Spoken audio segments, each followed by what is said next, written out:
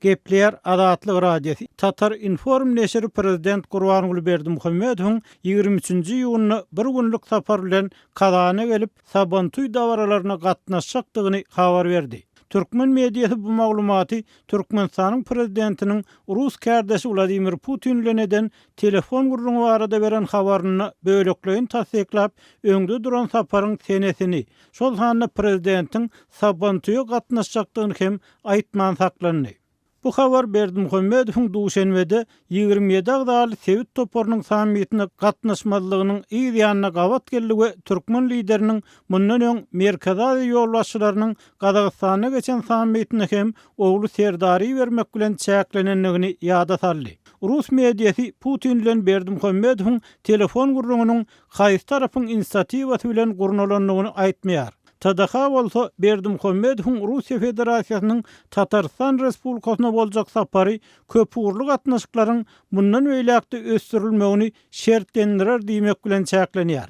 Türkmenistany 2007-nji ýylyň başynda häkimiýet çalyşyp Berdimuhammedow goňşy ýurtlar şol sanyny Sapar Muratniýaw döwründe o diýen gowy gatnaşylmadyk Azerbaýjan, Özbegistan we Gazagystan bilen gatnaşyklar täzeden ýola goýup uranyny synçylar Aşgabatyň oňyn bir taraplyk durumuna dugulanyp özüni üzüňeleşdirmegini soňlamagyny umyt bagladylar.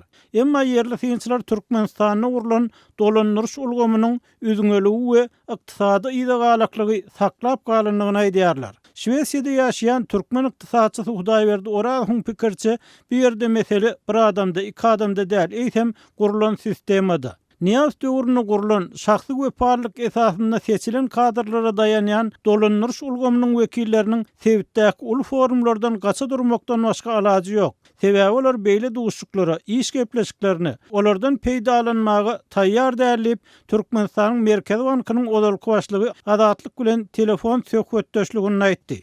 Häzirki dolandırış sistemi Türkmenistan'da bir adam yönü oturup yönü gepler atıyor da her gün bir hafta. Şoň üçin on toğraktaşım taýýarda, Berdimuhammedowyň taýýarda, eger mümkin gatnaşynda da var, gatnaşynda da. O ýurda halky peýdasy bolarsa da.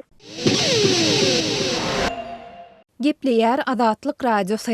Şu günler Ahal welaýatynyň ençe mowasynda iri şahly mallar köpçülükleýin keselleýär we gyrylýar diýip Adatlyk radiosynyň bu welaýatdaky habarçylarynyň biri habar berýär. Diňe bir owada eýem 100den gowrak sygyr öldi. Ölen sygyrlaryň baslyklaryny owanyň çetindäki meýdanlara oklaýarlar. Bulary sırtlanlar gelip iýerler diýip howpsuzlyk ýagdaýlary sebäpli anonim şertde maglumat beren habarçy 18-nji iýunda gurrun berdi. Bu owalar Aşgabatyň 150 kilometr çemesi gün watarynda yerleşýär. Adatlyk radiosunda bu owalaryň anyk atlary we yerleşýän yerleri barada takyk maglumatlaryň bardygyna garamazdan howpsuzlyk ýagdaýlary sebäpli olary köpçülüge ma'lum etmekden saklanýar. Habarçynyň sözlerine görä yerli veterinar gullukları iri şahly mallaryň ýyl arasynda ganly peşew diýilip atlandyrylýan piroplazma keseline uçrandygy barada diagnoz goýdular. Veterinarlaryň ençemesi bu keselin mallara sakyrtgalardan geçýändigini aýdýar. Bu kesele uçran mallaryň peşewinde gan emele gelýär, olaryň gözleri mazaly sarylýar. Malyň teni hem sary reňke öwrülýär. Şeýle-de olarda iç geçme bolýar. Şeýle ýagdaýda aradan bir hepde geçip geçmänke sygyr helak bolýar diýip habarçy aýtdy. Yerli owa ýaşaýjylarynyň ençemesiniň Adatlyk radiosynyň habarçysyna gurrun bermegine görä, iri şahly mallaryň köpçülükleýin gyrylmagyna veterinarlaryň öz wagtynda diagnoz goýmadlygy we muňa garşy öz wagtynda çäre görmezligi sebäp boldy. Yerli veterinar gulluklary indi köp wagtdan bäri kadaly işlemeýärler. Olar mallaryň keselini öz wagtynda anyklamadylar. Şol sebäpli bu keselçilik hem gysga wagtda ýaýrady. Mundan başga mallaryň keseli anyklanandan soňra da veterinar gulluklarynda değişli dermanlar ýokdy. Olar mallary dermanlar bilen öz wagtynda üpçün edip bilmediler diýip ahally owa ýaşaýjylarynyň biri gizlinlik şertinde 18-nji iýunda gurrun berdi. Şeýle-de ýaşaýjy indi köp wagtdan bäri owa yerlerinde öý haýwanlaryna dürli kesellere garşy öňüni alyş sancımlarynyň hem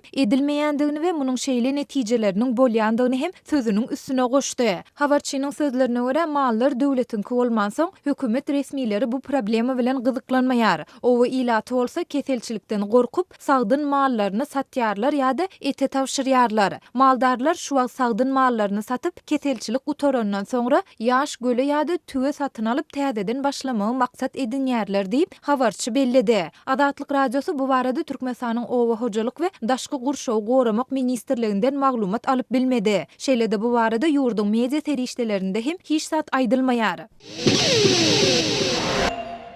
Gepler Azatlyk radiosu. Habarlar günnäligimizden dinleýärsiňiz. Ýewraziýa segiti boýunça syýynçy Viktoria Clement we Diplomat neşrinde çap edilen makalasyny Birleşen Ştatlaryň Türkmenistanyny näkil bähwitleri bar diýip atlandyrypdyr. Bu makala Abbaşanyň Türkmenistanyň elçisi Allan Mastardyň ilçilik möhletini tamamlap, täze Matthew Klimowyň Aşgabatda uğrayan wagtyna gawat çap edildi. Allan Mastard info.abat.com saýty bilen söhbetdeşlikde Türkmenistanyň diňe syýahatçylykdan ýylly adyndan $1 milliard girdez almak mümkinçiliginiň bardygyny belläp, syýahatçylyk ösdürmegiň esasyny infrastrukturanyň we wiza syýasatynyň ýatanlygyny ýytady.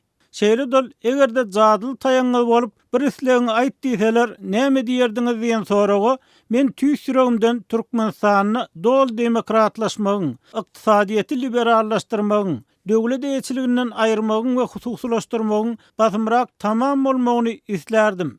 Türkmenistanyň günwatar görnüşinde häzirki zaman ýurduna öwrülmegini islerdim diýip jogap berdi.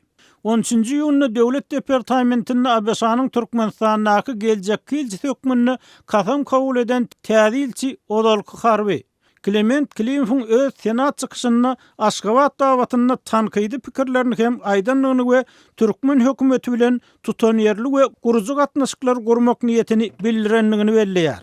Türkmenistanyň adam hukuklary meseleleri sultanyny Pagta senagatynyň mezur zähmet diýen çäklendirmeler halkara adam hukuklary guramalarynyň hatabatlaryna ýygyderli agdalýar we olar Aşgabat adam hukuklary boýunça özüne alan borçlaryny ýerine ýetirmäge çagyrýarlar.